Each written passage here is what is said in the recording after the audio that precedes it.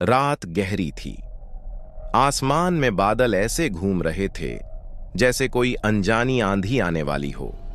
गांव के पुराने मंदिर की छत पर टंगी वह काली लोहे की घंटी हल्की हवा में झूल रही थी। इस मंदिर के बारे में कहा जाता था कि यह किसी ने बनाया नहीं, यह खुद ही कभी प्रकट हुआ था। और उसकी छत पर टंगी घंटी तो जैसे मौत की निशानी थी। गांव के बुजुर्ग बताते थे, जिसे यह घंटी सुनाई देती है वही अगला शिकार बनता है। सालों से गांव में यह डर का सायाबना हुआ था। जब भी कोई मरता, ठीक आधी रात को बिना किसी के छुए वह घंटी अपने आप बज उठती। उसका टंकार ऐसा होता था जैसे किसी की चीख आसमान को चीर रही हो।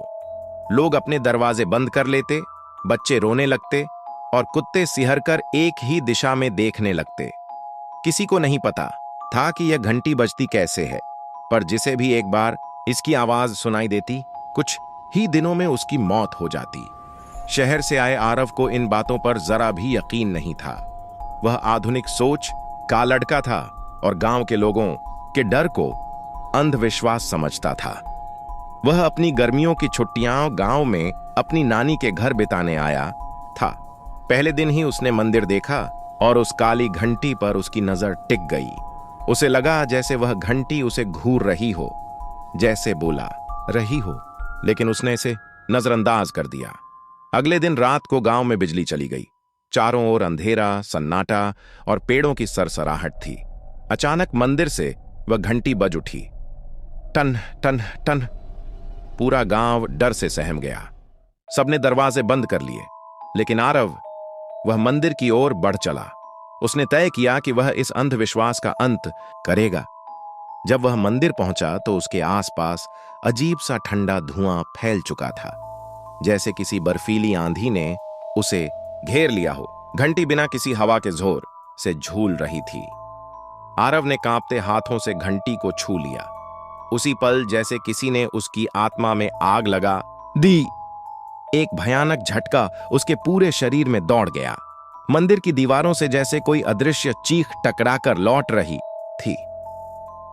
आरव ने मुड़कर देखा तो मंदिर में कोई नहीं था, लेकिन उसे पीछे किसी की सांसें महसूस हो रही थीं। उस रात से सब कुछ बदल गया। हर रात उसके कमरे में घंटी की वही आवाज गूंजती, टन टन। पहले तो उसने सोचा कि यह उसका भ्रम है, लेकिन कुछ दिनों में यह आवाज उसके बहुत करीब आने लगी। वह जहां भी जाता उसे वह टंकार सुनाई देती, कभी पानी में, कभी हवा में, कभी उसके सपनों में।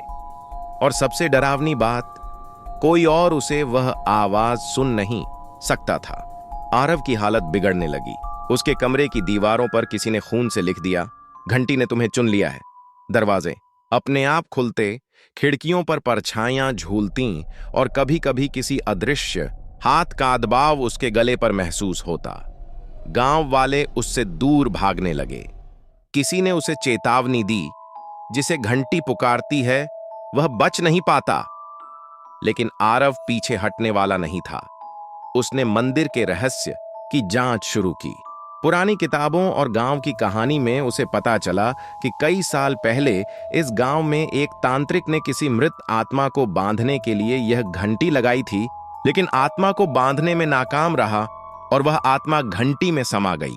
तब से जो भी उस घंटी को छूता है, वह आत्मा उसका शरीर अपना घर बना लेती है। रात के 12 बजे वह फिर मंदिर पहुंचा। हवा में अजीब गंध थी, सड़ी हुई मिट्टी और गीले शव जैसी। घंटी इस बार अपने आप नहीं झूल रही थी, बल्कि सीधी और शांत थी। लेकिन उसके पास पहुंचते ही अचानक वह इतनी जोर से बजी कि आरव जमीन पर गिर पड़ा। मंदिर की दीवारों से धुआं निकला और वह आरव को घेरने लगा। उसने भागने की कोशिश की, लेकिन उसका शरीर किसी अदृश्य ताकत ने पकड़ लिया था। घंटी की आवाज उसके कानों में नहीं, अब उसके सीने के अंदर गूंज रही थी। उसे महसूस हुआ कि कोई और उसकी सांसों में सांस ले रहा है। उसके चारों ओर चीखों की गूंज फैलने लगी। मंदिर की दीवारें जैसे किसी जीवित प्राणी की तरह हिलने लगीं। उसने अपने सीने पर हाथ रखा और वहां उसे कुछ धड़कता महसूस हुआ, लेकिन वह उसका दिल नहीं था, वह घंटी की आत्मा थी। जो अब उसके अंदर समा चुकी थी।